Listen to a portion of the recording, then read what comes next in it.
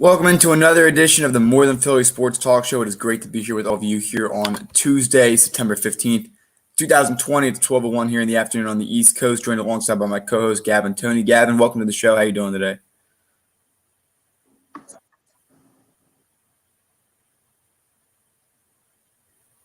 What's going on, Zach? Happy to be here. I mean, after our kind of interesting show yesterday, full hour of just ranting about the Eagles for the most part. We for sure have some other things to go over today. We'll continue with that conversation as always, but we always have a lot here that we have to cover, given with some Monday Night Football updates. I stayed up for both games last night. I was in a situation last night where I needed my fantasy team to win. Unfortunately, they did not. So, yeah, it was tough staying up for it. We'll see what happens. So, other than that, Gavin, you ready to get started?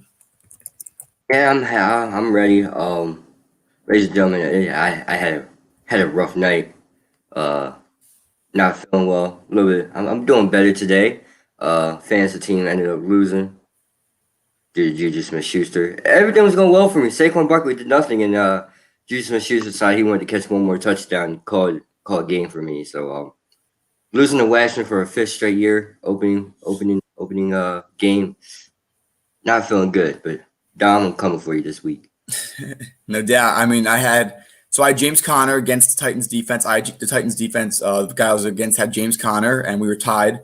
And Conner got 3.7 points, and the Titans D got 3 points. So I lost ended up losing by 0.04 technically. So it's a rough first week for me, but I'm going to bounce back. I'm hoping we can do better. And then in our league itself, we'll have to recap all that. As you said, you're 0-1. I think I did end up winning in our league, but we'll continue to see and keep supplying updates to that. But with that being said, Gavin, we're going to go right into it here. The first game last night was between the Giants and the Steelers. Nothing impressive on either end.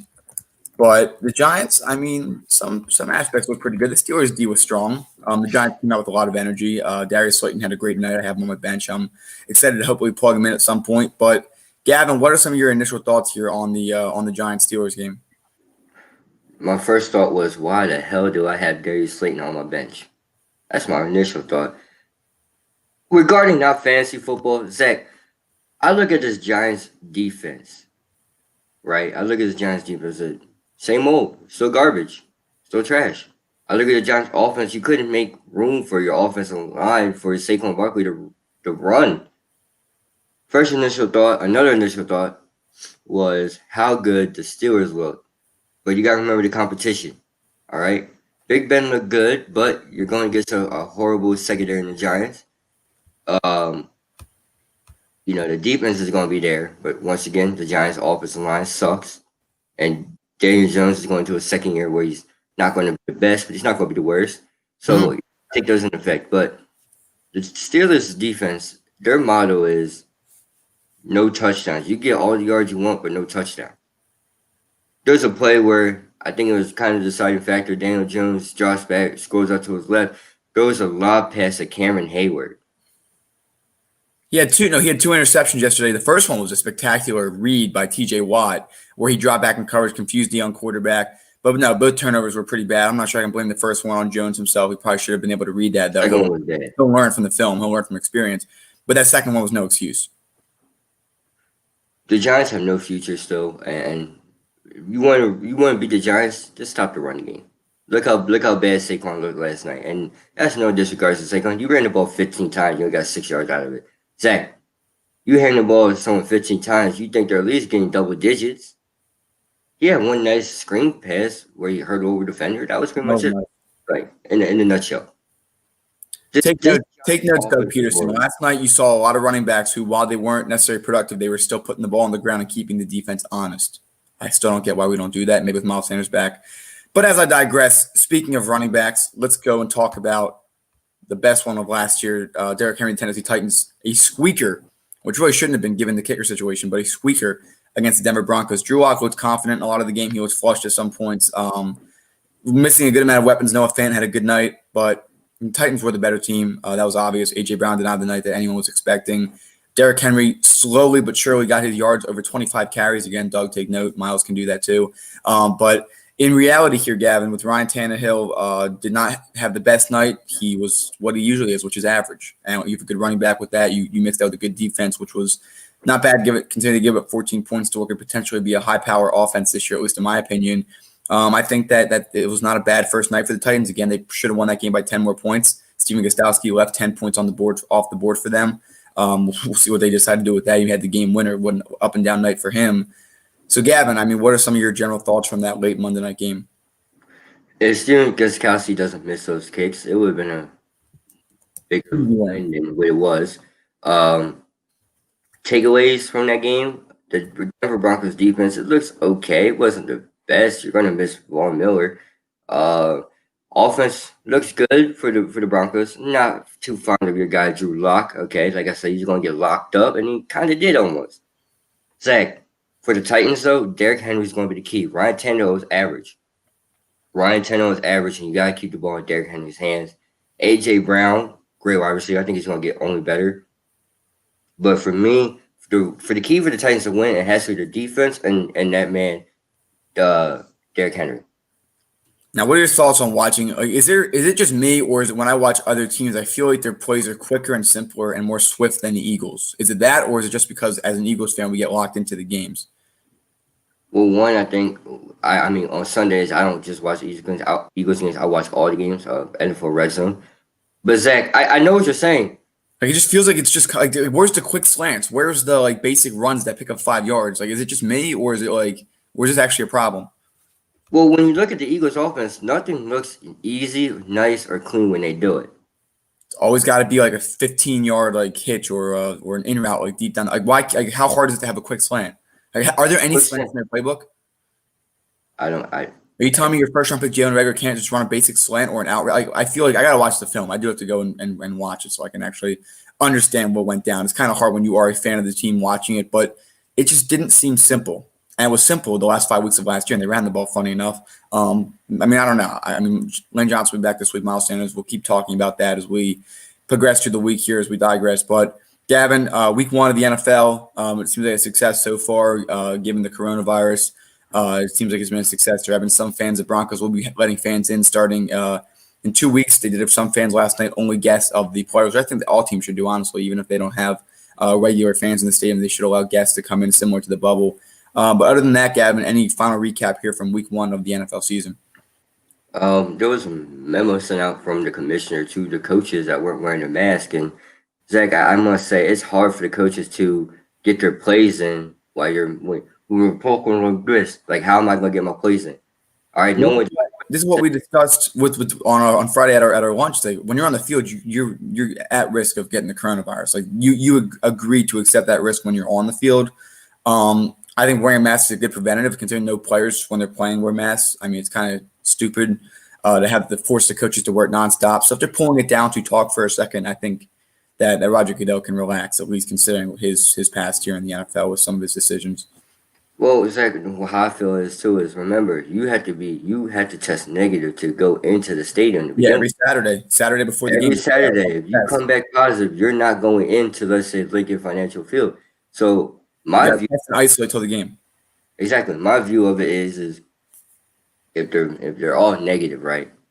The people that are at risk, as your Bruce Arians, as your the guys that are higher up in age, do it. But for those that aren't as high up in age, I can't be an NFL coach right now because it's hard to call play call when your face is covered and you got to do it in such short time to it. It's difficult. We'll see what happens. The Andy Reid shield doesn't look too shabby now, doesn't it? But speaking of that, Gavin, speaking of that, Thursday night, Bengals and Browns. We'll get to that recap and all later. But what are some of your initial thoughts here for the Week 2 kickoff? Why would anyone watch Bengals and Browns? No one wants to watch Baker Mayfield be garbage on Thursday. It's better if I gotta watch Baker Mayfield be garbage on Sunday. I don't want to watch that. Joe Burrow, okay, second game. I'm not going to hate on Joe Burrow, but no one wants to watch this. Zach, I want to watch. What's that one? I'd rather watch. What's that? Love on Island or something? One of those love reality shows, The Bachelor. I'd rather watch something like that than watch this game. I don't like shows like that. Yeah, we'll see. Thursday, we'll be doing predictions and more, so make sure you're watching the show on Thursday. But coming up after this, Game 7, Nuggets and Clippers. Game 1, Heat and Celtics. Our predictions and more coming up after this. We are now offering a new product on our Teespring. Wear a mask in public. We are now supporting a custom-designed mask with our logo on it. Purchase it today, and 10% goes to a foundation of our viewers' choice. It offers a full nose and mouth coverage, single-sided print, includes 2 2-inch elastic ear loops, non-medical grade product, and finally, $1 from every mass sale is donated to a nonprofit to feed children in need. Enjoy today's episode. Welcome back here. As always, continuing, the links are in the bio if you're interested in purchasing a mask. They're pretty cool. We're continuing to increase our different forms of apparel that we can get here for the show. With that being said, Gavin, who would have thought that the Nuggets would take the Clippers to 7, especially after going up 3-1? Paul George has been fine. I don't think Paul George has been the issue. Kawhi really had one bad game. He has not been the issue. But what's going on here for the Clippers? They got outcoached the last game. Okay, they had no answers for what Nikola Jokic and Jamal Murray, more to Nikola Jokic than ever. Nikola Jokic came out there and dominated the whole game, and that happened. Okay, Montrezl, you have to do a better job guarding Nikola Jokic. You and Ivan Zubac, who I'm not fond of. And also, too, Patrick, where's the defense of the Clippers in that last one, Zach? What was it? That's the key to them winning. That's how I think they're the best team in the West. Because they're defense. And so, we'll have to see what happens. You got a guy like Kawhi Leonard out there who has been compared to Michael Jordan. Michael Jordan, again, the Game 7 comparisons. But, it happens. I forget who tweeted that this morning. I think it was Kendrick Perkins tweeted about how Kawhi is not going to lose in Game 7. He wrote Kawhi Leonard, parentheses, Jordan. I'll have to find the tweet here. But whoa. Who are you taking tonight, Gavin? Who are you taking tonight here in Game 7 as I pull up the tweet? Well, I'm taking the Clippers. Obviously, look, Zach, there's no way in hell Kawhi Leonard loses today. And Kawhi Leonard loses today, then the playoffs are ruined because the Lakers are going to go to the finals, and I'm going to be upset. I'm going to be mad, and the East isn't going to be as great as we wanted it to be, and LeBron's going to be the champion, and I got to hit until next season. So I hope the Clippers win tonight. All right, and here is the tweet. It's no way in hell the Clippers are losing this Game 7. Kawhi, parentheses, Jordan Leonard is going to be epic tonight. On the other hand, if they do lose tonight, y'all are going to have to block me on this app. Carry on. Again, that's Kendrick Perkins, who's been known to run his mouth over the past year. Him and Kevin Durant have had some feuds. They played together in OKC. He's also spent some time in Boston. So for some reason, they keep giving him airtime, Gavin. He also tweets. So what are some of your thoughts on what Kendrick Perkins has just said? So it's a lot of talking from a guy that wasn't really that good to begin with in his career. I don't want to hear Kendrick Perkins speak at all. All right? Kendrick Perkins says the most blasphemous things I ever heard in my life, and that was one of them. Don't compare Kawhi Leonard to Michael Jordan, Game 7 or not. Kawhi Leonard is not, and this is no disrespect to Kawhi Leonard at all, but he's not in the same breath as Jordan right now. You got to have a little bit more accolades to be in that same breath as Jordan.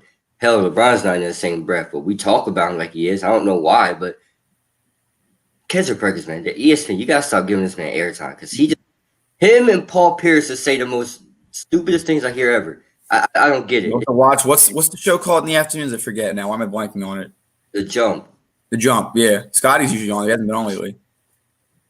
I think Scottie Pippen's been a little bit busy. I mean, if you're working with Kendrick Perkins, But they got Paul Pierce too. Some of the Celtics with a lot of opinions. And a lot of biased opinions too. That's right. All right. So, Gavin, quickly before we get to the Heat and the Celtics, if the Lakers were to face the Heat in the NBA Finals, it would be LeBron's former team. Trick question for you, if anyone knows it, comment it. There is one player that is still on the Miami Heat that was there during the early finals run. Gavin, who is it? I want to say Udonis Haslem. You're right. There you go. How about that?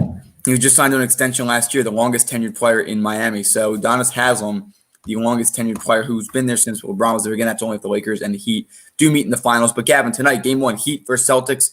I'll go first. I'm taking Miami. I'm not taking Miami to win the series, but the reason I'm taking them tonight is because they're going to put, as you described, Jason Tatum in a box. They're going to get out-coached miserably tonight. Jimmy's going to come out hungry. But Brad Stevens is too good of a coach where he's going to let it happen 4 games in a row or 4 games at all. So I think that he's going to be able to overcome this coaching scheme. But I think tonight the Heat win, particularly because of coaching. We'll see if guys like Tyler Hero, some of those guys can continue to show up and do their job. But I think tonight the Heat definitely do win a relatively distant game, a game that they really control the whole time. But again, I think it's because I think Tatum's going to struggle. But going into Game 2, going into the next few games, I think the Celtics ultimately will win the series in 6. Well, I got the Celtics tonight, and here's why. I do got the Heat winning the series, but the Celtics are going to get to Game 1. It's going to be the force of their offense. They're going to outscore. In order for the Heat to win this game or to win this series, and I believe they will, but in order to win tonight's game, you're going to have to show you can score with these guys. Okay, you got Jalen Brown, you got Jason Tatum. Did Gordon Hayward come back? I think he did. Maybe not. I'm not sure. He should be back in this series. I'll keep checking updates. And Kemba Walker's here. That's 3 guys I named that could go for 30 plus. You got to be able to compete with that. Not saying Jimmy Butler and Bam Adebayo aren't, great scorers, and they don't got, and not saying they don't have any pieces around them. I still got the Heat in 6 or 7, but I think Boston gets the first one. Yeah, we'll see what happens. I mean, it's going to be a tough matchup, Bam Adebayo versus Daniel Tice. Tice is a good defender, but I think Adebayo is going to have his way a lot. But I think that tonight the Heat will top them, but not for the series. I think the first one goes to Boston, but the series is going to be the Heat. All right, we'll see what happens. It's exciting. Obviously, a team yesterday was Jimmy Butler's birthday, by the way. Obviously, not a team that we expected to be here, and they've really blown expectations out of the water. Well, no, we gotta give props out to Eric Spoelstra. Look, you got a team where they look like they should be the 8th seed. You get higher than the 8th seed, and you beat the decimated Pacers team. You destroyed the decimated Pacers team, like I may say, and then you bully the Bucks. You beat up Giannis. Giannis gets hurt. All right. You got Chris Middleton. He looks like a hero in game 4, and next game you come out and you bully the Bucks again. So you can't ignore what this team's done. That's why I'm not surprised that they beat the Celtics at all. Without a doubt, and they go to the NBA Finals for the first time since 2014. But Gavin, we were going to touch on this yesterday. Unfortunately, due to our football talks, we did not have time to. Mike D'Antoni has informed the Houston Rockets that he will not return or go request for a contract extension. Mike D'Antoni is known as that offensive guru. Obviously, that team has lacked defense over the past few years. They've ran into really good teams as well, so it's really unfair to make the finger point there. James Harden thinks they're one piece away still, but they've been one piece away for a couple of years now. And honestly, Gavin, Mike D'Antoni would be the perfect fit in Philadelphia because you don't need to teach defense on this team. You have a lot of really good individual defenders, and if you can bring in a coach who can develop you offensively and make you a really good offensive team with the talent that you currently have, there's no doubt in my mind that that would reflect on their defense as well, meaning that their defense would be great, their offense momentum, all that great stuff would carry over. Again, you have arguably pound for pound one of the best defenders in the league in Ben Simmons, the best defensive center in Joel Embiid, in my opinion, when he wants to. I know it's a tall order. There's still a lot of other centers like Rudy Gobert that are spectacular, but Embiid, if he wants to, can be there. You've got Mike D'Antoni, who sure as heck has a lot of experience, has managed a lot of egos over the years. I think, honestly, he would be a really good fit in Philadelphia, and it's been a thought of mine for a little while.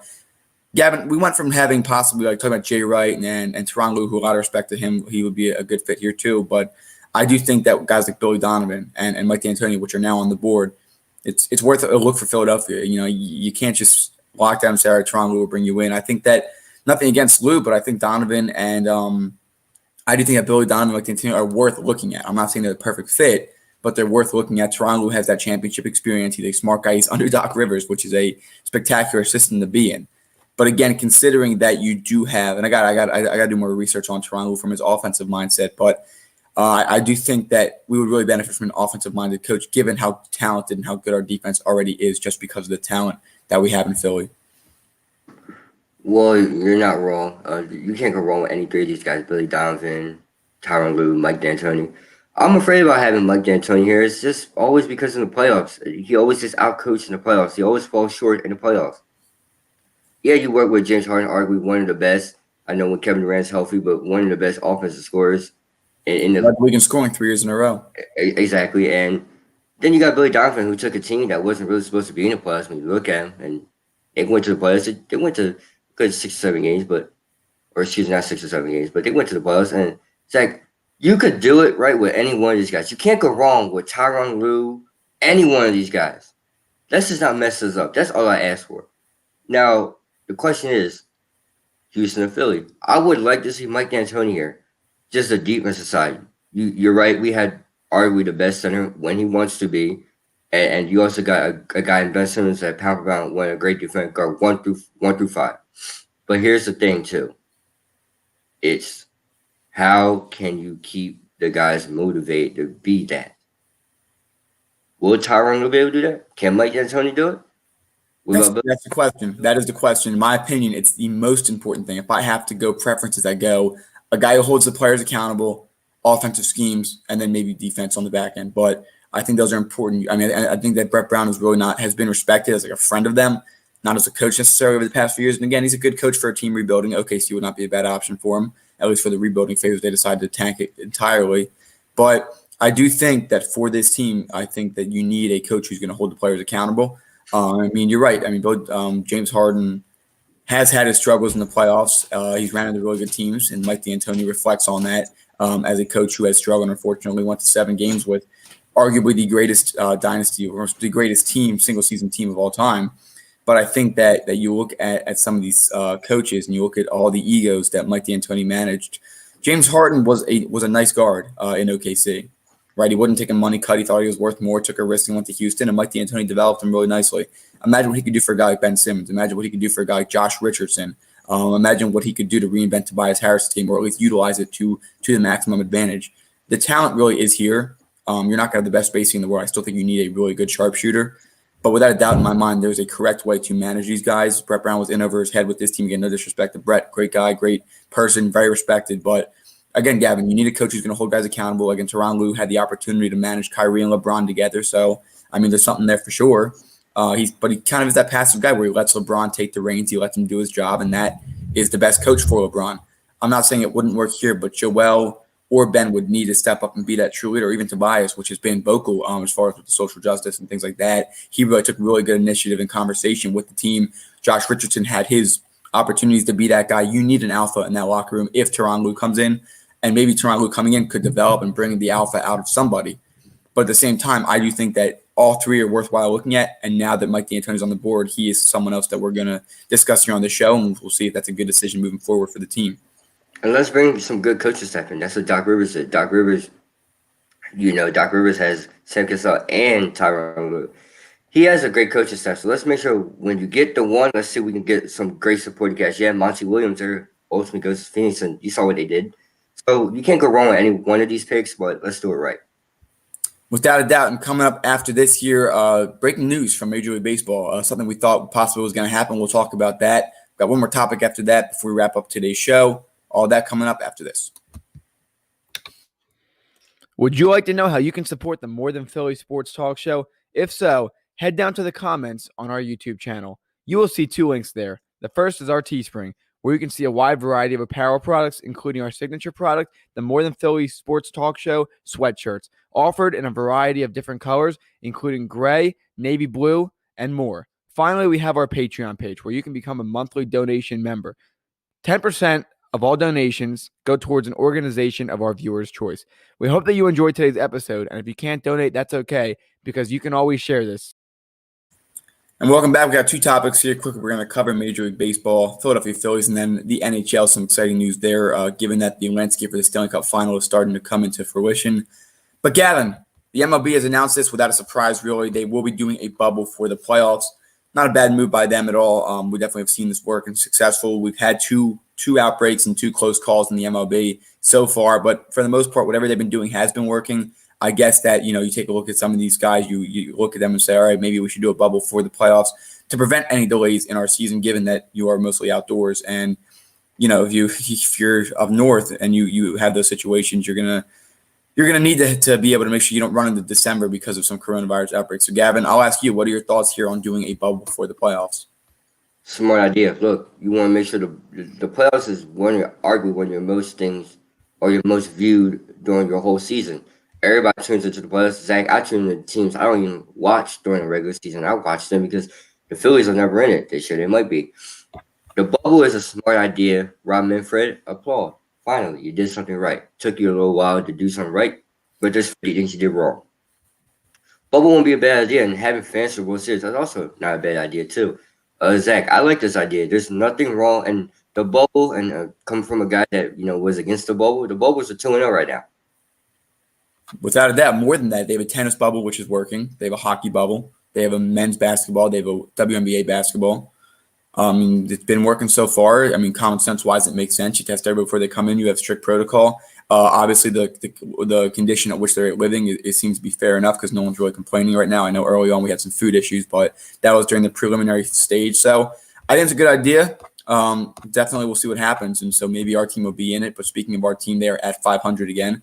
4 games back, 1.5 back of Miami. They lose another disappointing game last night. They lose 5 of the 7 against Miami. Talk about the majority, Gavin. But tonight they play the Mets in a 3-game series. Will they bounce back, Gavin? You gotta get all three. I know that's not the majority, but you gotta get all three. You just didn't. You did the opposite what I asked you to do in Miami.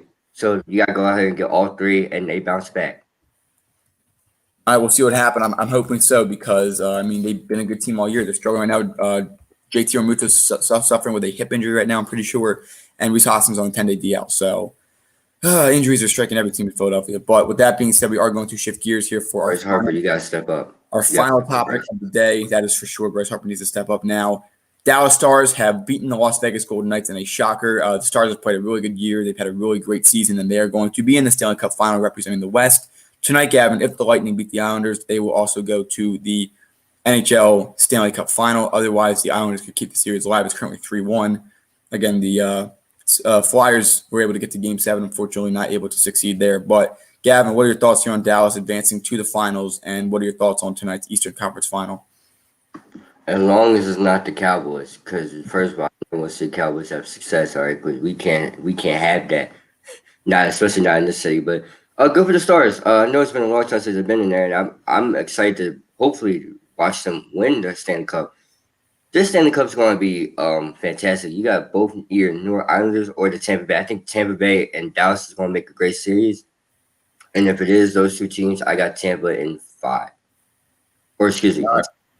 We'll see what happens. So, I'm excited to see it tonight. Again, that game is going to be on. A lot of sports going on tonight. No football. Baseball's on tonight. Hockey is on tonight. And basketball is on tonight. Sports continuing. The U.S. Open is also coming up soon. I'll be reporting on that here every day. I'm excited for that as well here in the golf world. The U.S. Open for tennis, the women's tennis is going on right now. We will continue to touch on these sports, kind of doing rapid fire rounds as we continue. Again, today's show, only a half hour, but we'll be trying to get as many hour shows in this week as we can. Gavin, anything else here? Dustin Johnson wins Player of the Year, by the way, for those that may or may not know. He's had a great year. But no, I do have here actually the NFL power rankings have just come out. Obviously, we're going to go over them tomorrow in detail. But right now, I'm going to look up where our birds are just so we can have some live reactions here as we wrap up here on the final minutes of the show. Without a doubt, number 1 are the Chiefs. 2 are the Ravens. I'll scroll down here. Niners were 3. They're now 6 after going 0-1. Titans are 8. Los Angeles Rams, Gavin, went from 17 to 10. Got the Steelers up there. Cowboys are down from 8 to 12. Philadelphia Eagles have went from 12 to 16. Best rookie debut, Jalen Reagor, broke for a 155-yard completion early in the game. We'll see what happens there, but that's some live reactions as we continue here. Again, the Jacksonville Jaguars surprising as well, which are supposed to be in the basement this year. But other than that, Gavin, any live reactions from there before we wrap up today's show? Can we just relax with the whole Jalen Reagor stuff, please? He only made 1 catch, 55 yards. Everybody needs to calm down. Run slants. Please run slants. I'm gonna watch that game film this afternoon, put some notes together for our game plan for the Eagles coming up this week. But Lane Johnson is back and healthy. He said he would be playing on Sunday definitively. Rams look good, so we'll see what happens. But other than that, everyone, thank you so much for joining us here on the More Than Philly Sports Talk Show. As always, we appreciate the love and support. We'll be back tomorrow, possibly for an hour. We'll see what we can do. Allergy season's almost over, y'all. It's almost over. Without a doubt, as the leaves start to fall and the weather changes, it's getting cool out. So thank you again, everyone, and have a great day. Have a good one. If you enjoyed today's video, make sure to like, comment, and subscribe if you haven't. In addition, hit that bell icon and set it to all to get reminded of when we go live